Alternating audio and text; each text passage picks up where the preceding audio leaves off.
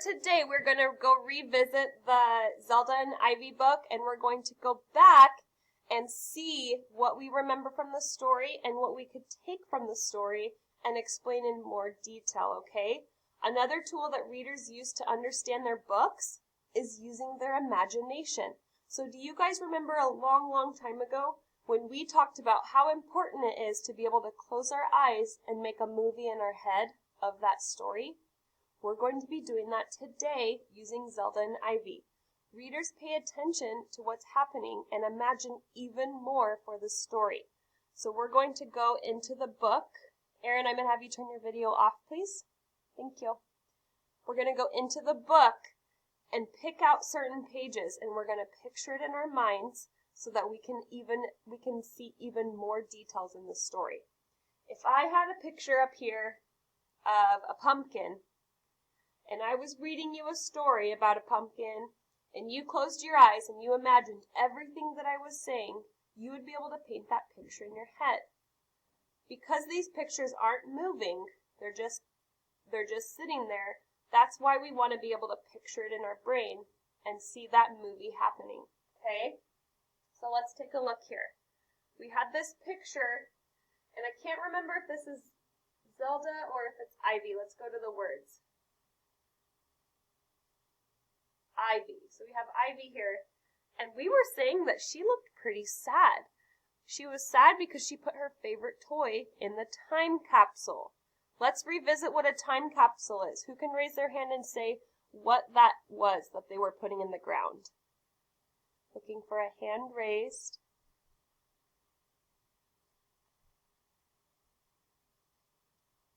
What was the time capsule for? Landon, can you tell us what they used it for? To put stuff away. To put stuff away, and then who opens it later? Other people. Other people. So they put special things in this little tube, and then they put it in the ground, and then long, long, long time later, somebody's going to find it and see all of these cool treasures. And it'll be kind of like a memory.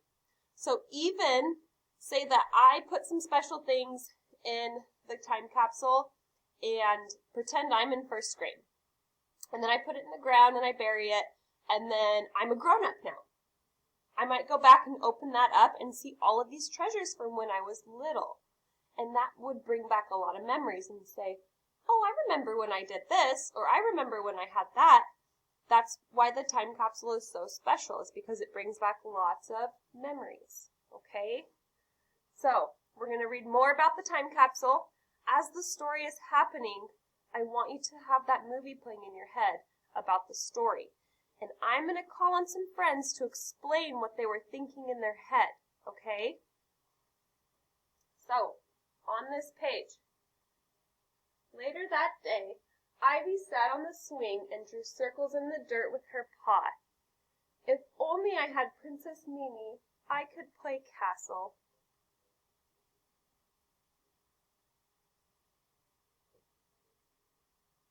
All right, so even though it's just a picture, we can see a lot of emotion going on right here. So I want you to start picturing in your head what's happening in this photo and start making a movie as I'm reading this book to you. I'm going to be calling on friends to explain. Inside the house, Zelda worked on her piano recital piece. If only I had my lucky jewel, I could get that crossover hands part. So, Zelda put in her lucky jewel. Ivy put in her Princess Mimi doll. I want you guys to think in your head about how these two characters are feeling right now that they don't have their special items with them. Picture that in your head, and I'm going to call on a friend to help.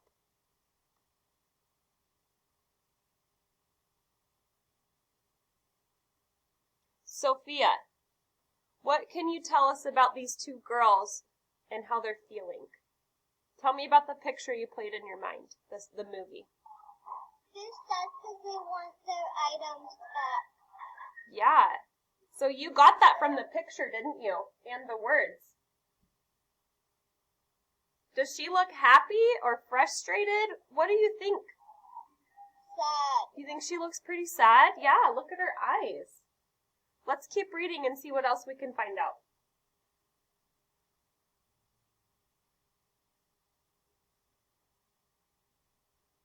Outside, Ivy could stand it no longer. She dug up the time capsule and pulled out her doll. Then she noticed the box was empty. Ooh, that's something that we can really picture in our mind right now. So, I'm going to read it again. I want you to close your eyes and imagine that you are Ivy going to the time capsule and getting your toy out and noticing that it's empty, okay? Close your eyes. Outside, Ivy could stand it no longer. She dug up the time capsule and pulled out her doll. Then she noticed the box was empty. Tell me about the movie you just played in your mind. Why do you think the box was empty? What happened? It shouldn't be empty. There should still be something else in there. Make sure you raise your hand, please. Make sure you raise your hand.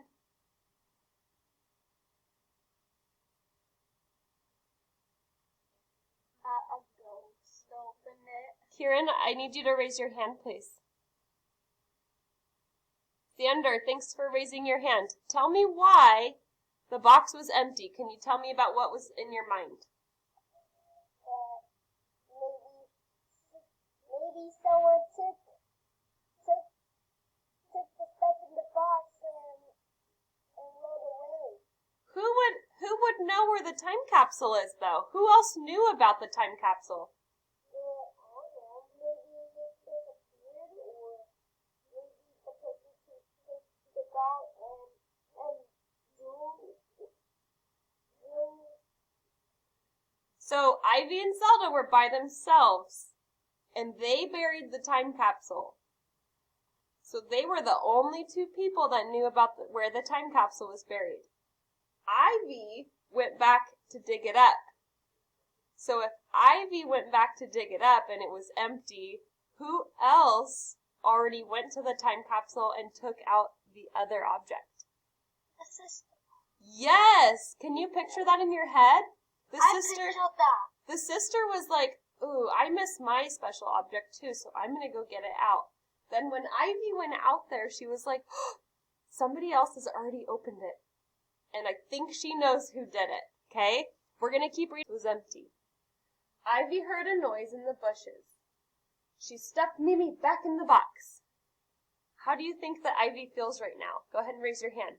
What's happening in your mind? She's over at the box. She's about to take Mimi out of the box, but she hears something in the bushes, so she puts it back in, and I want you guys to tell me how she's feeling right now. Cadence, thanks for raising your hand.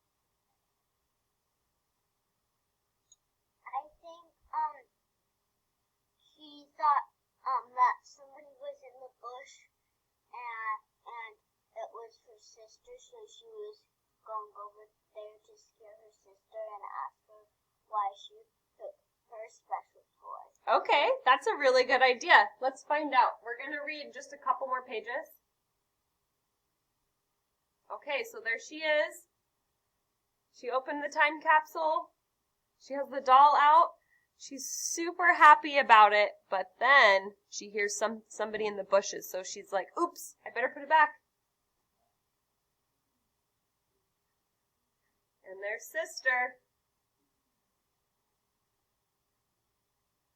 She says, the bushes rustled again. Out stepped Zelda. What are you doing? Just checking on Princess Mimi, Ivy admitted. She took a deep breath. Zelda, your lucky jewel is missing. So think about what's happening right here. I want somebody to raise their hand and tell me the movie that you pictured in your head. What's happening right here?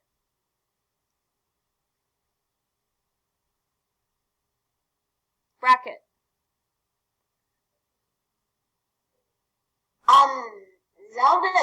I think Zelda took it. You think? Because she wanted to do good at her piano recital. Yeah. Excellent job, Bracket. So, both. I'm actually going to have a piano recital in a couple weeks. Awesome. You'll have to tell us how that is, okay? All right. Thanks, Brackett. So, Brackett, I think you're absolutely right. I was picturing it in my head, too. And I think they both were really a little bit upset that their special item was in that time capsule. So I think Zelda went over and took her lucky jewel out and then put it back really quick. And then Ivy was thinking, oh, I wish I had my doll. So she went over, and when she took her doll out, she noticed the jewel was missing. So they both visited the time capsule because they just couldn't handle it anymore. All right,